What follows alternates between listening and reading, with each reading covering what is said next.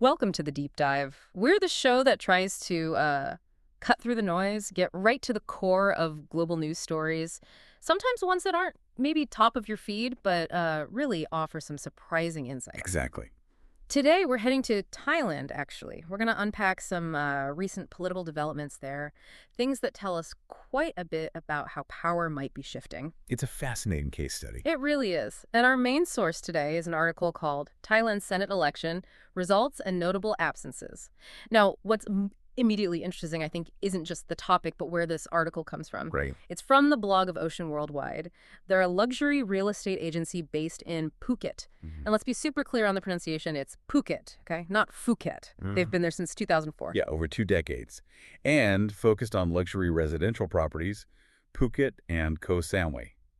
Sandra O'Neill, the director there, she's apparently helped thousands of families, investors. Which might make you think, okay, a real estate agency covering politics. But it offers this unique kind of ground-level view, doesn't it? Absolutely. I mean, their business relies on stability, on good governance. Yeah. So shifts in the political landscape that directly impacts, investment, long-term planning.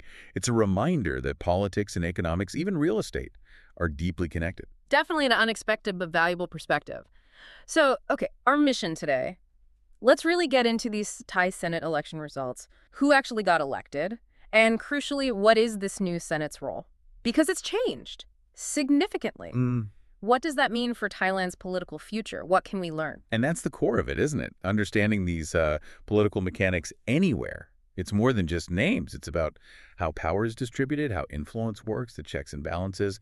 It tells us something bigger. Right. So let's start with the basics. The election outcome. It wrapped up early Thursday morning, eventually yielding all 200 senators elect. Eventually being the key word there. Yeah, the source highlights this wasn't quick. That final vote, the intergroup won.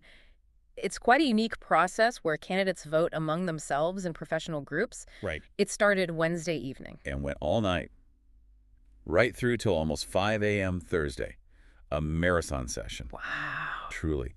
And once that list, the 200 elected plus 100 substitutes, was finally out, certain patterns really started to stand out, particularly ties to one political party. Okay, yeah, the article mentions the Bhumjaithai Party quite a bit. As we sifted through, that connection seemed pretty strong.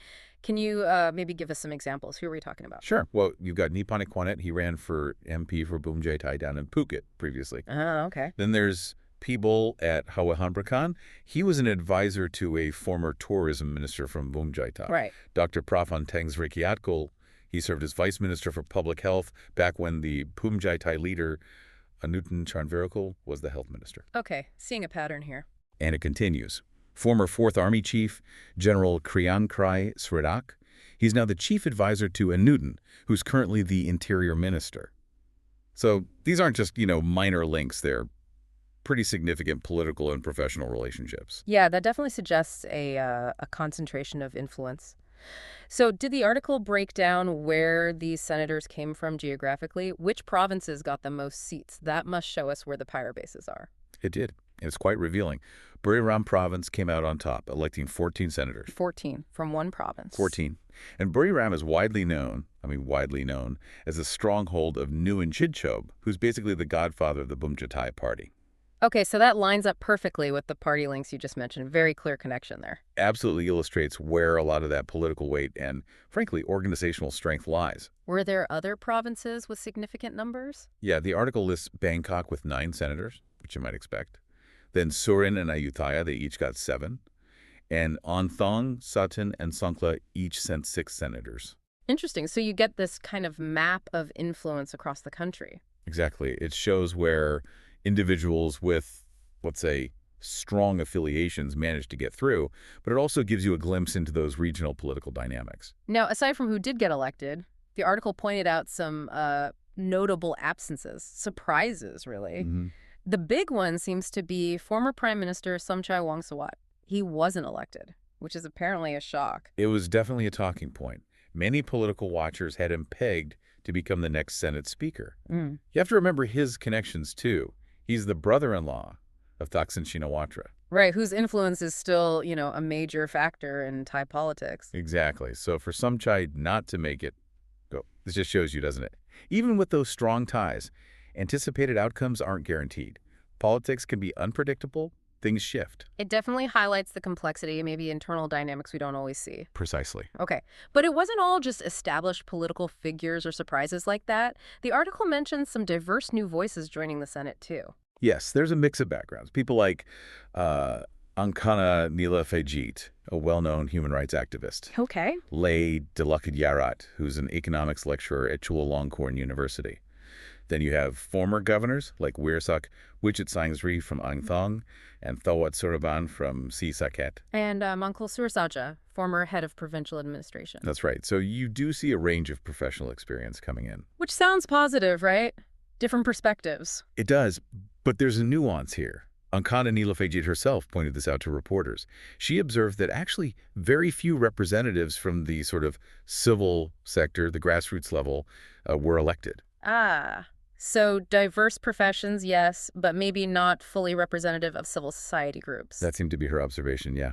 And it's an important point when you're thinking about the Senate's overall makeup and its connection back to the wider public. Okay, this brings us to what feels like the absolute core of this story, the really significant part. The power shift. Exactly. The powers of this new Senate are fundamentally different from the last one. This isn't just swapping personnel, it's changing the job description entirely. You've nailed it. That's the crucial context. This new Senate, 200 members, 20 professions. They replace the 250 senators who were appointed after the 2014 coup. Those senators' terms ended back on May 10th. Right, the coup-appointed ones. Yes, and here's the absolute game changer. Unlike that previous Senate, this new group cannot elect the Prime Minister. That power is gone, explicitly removed. Wow, okay. That is huge. The last Senate's power to co-elect the PM with the lower house was incredibly controversial. Hugely controversial. It was seen by many as undermining the elected lower house. Taking that power away is a massive structural change. So if they're not picking the PM, what is their job now? What's their mandate? How will they impact things? Well, their responsibilities are still pretty substantial, just different. They'll be involved in passing laws, amending laws, even constitutional amendments. That's big. Legislative role. Okay. Right. Yes. And they also get to appoint members of independent organizations. Think about the Election Commission, the National Anti-Corruption Commission. Yeah. These vital watchdog bodies. Okay, so they have influence over the umpires, essentially. In a way, yes. Appointing those key positions is critical for, democratic checks and accountability. Yeah. And finally, they're tasked with checking the performance of the government, the executive branch. Oversight. Oversight, exactly. So if you connect the dots, the Senate's role shifts away from directly shaping who forms the government and moves much more towards that classic upper house function, legislative review, appointments, and holding the government accountable. It's a rebalancing act. A rebalancing. That seems like a good way to put it. Moving from direct power informing the government to more of an oversight and legislative refinement role. Precisely. It changes the whole dynamic of checks and balances within the Thai political system. So just to wrap up the key insight here from our deep dive, this recent Thai Senate election, it wasn't just about new faces.